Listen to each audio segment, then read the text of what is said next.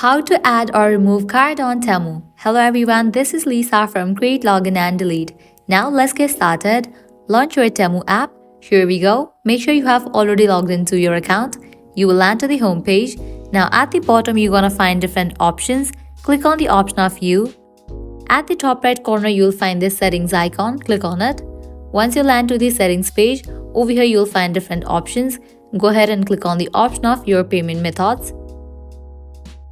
Now from this page you are able to add or remove the card. If you want to add the card, click on this option of add a credit or debit card.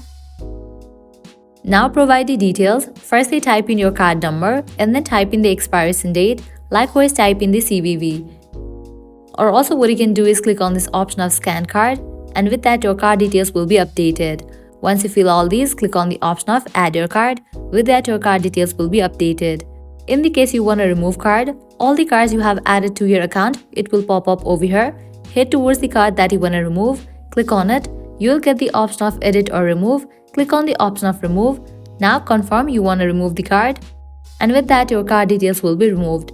So this is how you can easily add or remove card details on your Temu account. At the end, if you guys find this video helpful, don't forget to like, share and subscribe to our channel. Thank you.